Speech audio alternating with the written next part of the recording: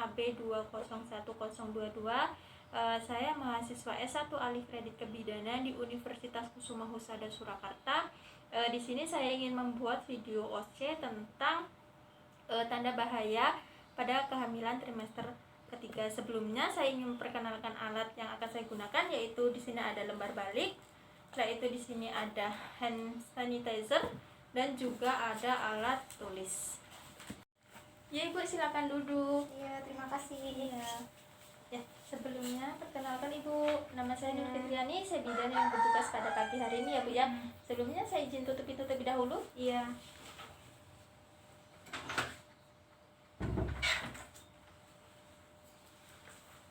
Dengan Ibu siapa? Ibu Heni. Ibu Heni ya. Ada yang bisa saya bantu Ibu Heni? Saya mau memeriksa kehamilan saya, Iya. dan ini kebetulan kaki saya agak bengkak. Agak bengkak. Iya. Ya, baik. Baik Ibu Heni, di sini kan saya yang bertugas pada pagi hari ini. Jadi saya akan memeriksa Ibu dan juga memberikan edukasi kepada Ibu tentang tanda bahaya ya Bu ya. Sebelumnya ada yang mau ditanyakan lebih dahulu? Enggak ada. Tidak ada. Setuju ya Bu ya? Iya. Baik, jika Ibu setuju, saya izin tutup tangan lebih dahulu.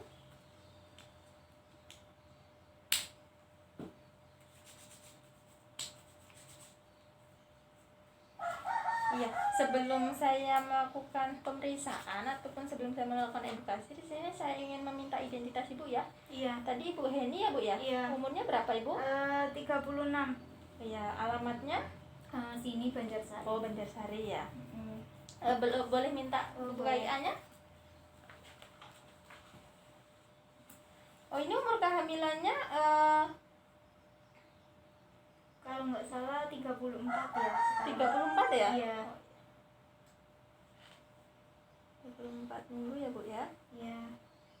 Oh iya, tadi ini sudah dilakukan pemeriksaan di depan ya Bu? Oh, sudah sama mbaknya. Oh, sama mbaknya. Iya, ini tadi untuk tekanan darahnya 130 ya Bu ya. Iya. Ini agak tinggi ya Bu ya.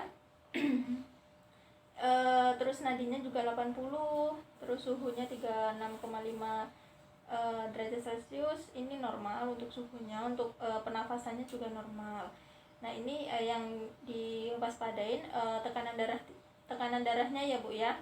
Gimana Bu, tidurnya nyenyak Bu atau sering bangun? Akhir-akhir ini tidurnya agak kurang sih. Oh iya, untuk untuk istirahatnya diperhatikan lagi ya Bu ya. Iya.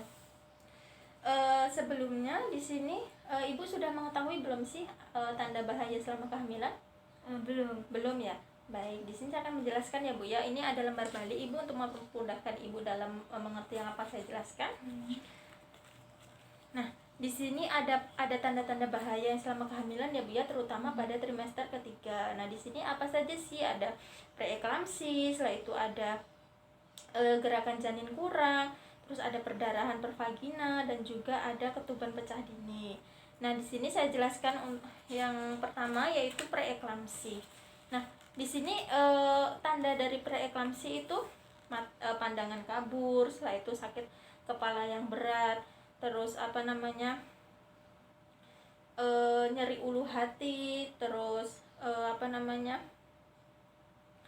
preeklamsi ini apabila tidak ditangani secara cepat itu dapat mengakibatkan kejang ataupun dapat mengakibatkan kematian baik pada ibu maupun pada adiknya. Nah, preeklamsi ini nanti jika ibu mengalami tanda-tanda yang saya jelaskan tadi, nah terutama untuk pembengkakan pada kaki ya tadi ya Bu ya. Iya. Nah, itu harus diwaspadai Ibu, karena nanti apabila setelah melakukan pemeriksaan lab, apabila untuk protein urinnya Ibu positif, maka itu harus diwaspadai dari sejak dini ya Bu ya, agar nanti agar saat persalinan tidak adanya komplikasi ataupun tidak ada masalah seperti itu ya Bu. Setelah itu di sini ada gerakan janinnya berkurang. Ini adiknya biasanya dalam sehari dalam 12 jam itu gerakannya berapa kali Bu? Sering sih, mungkin ada kali ya 15 kali. Oh, sering ya Bu ya. Iya. Nah, di sini yang dinamakan gerakan janin berkurang itu apabila dalam 12 jam itu kurang dari 10 kali. Seperti itu ya. Nah, jika dalam 12 jam itu gerakan adiknya udah jarang, itu langsung saja lakukan pemeriksaan di tenaga kesehatan ya Bu ya, agar mendapatkan penanganan dan agar tidak terjadi apa-apa baik dari ibu maupun adiknya seperti itu. Setelah itu yang ketiga juga ada perdarahan pervagina. Nah di sini perdarahan pervagina ini baik bercak ataupun darah. Nah ini harus diwaspadai ibu karena ini juga sangat berbahaya ibu. Nah di sini ada dua jenis dalam perdarahan, yaitu ada sulusio placenta. Itu biasanya perdarahannya itu tidak disertai dengan nyeri perut. Nah itu yang kedua yaitu placenta previa. Nah ini nyeri perdarahan yang tanpa adanya nyeri perut. Nah ini dua-duanya tetap diwaspadai ya ibu ya. Nah apabila terjadi hal ini ditakutkannya nanti ada ibu mengalami shock hemoragik dan dapat mengakibatkan gawat janin maupun dan juga bisa menyebabkan kematian.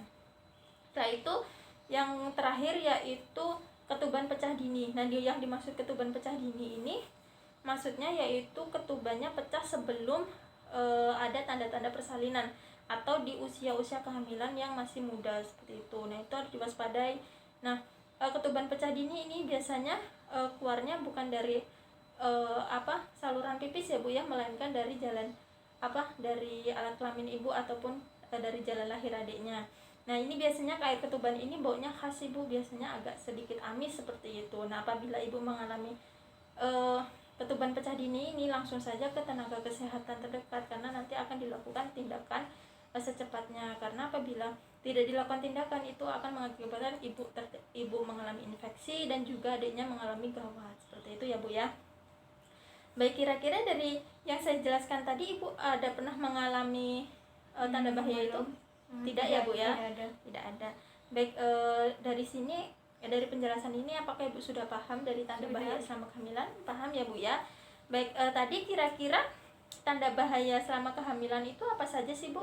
Ada preeklamsi, ketuban pecah dini, perdarahan, sama gerakan janinnya berkurang. Iya. Nah apabila mengalami tanda bahaya itu langsung saja ke tenaga kesehatan ya bu ya? Iya. Agar mendapat penanganan. Baik, karena ibu di sini sudah mengerti dan juga sudah paham dari apa yang saya jelaskan, mungkin untuk pertemuan kita hari ini cukup sampai di sini. Nah di sini sudah saya tulis untuk kunjungan selanjutnya ya bu ya? Iya. Iya. Baik, untuk masalah kakinya tadi, kakinya kan bengkak ya bu ya, itu nanti pada saat tidur itu sedikit ditinggikan saja agar sirkulasi darahnya lancar seperti itu ya. Baik, mungkin cukup sampai di sini ya bu ya pertemuan kita hari ini. Kita ketemu lagi di lain waktu. Ya, Terima kasih terima ya bu. kasih. Saya Ya. pamit. Setelah itu kita melakukan dokumentasi.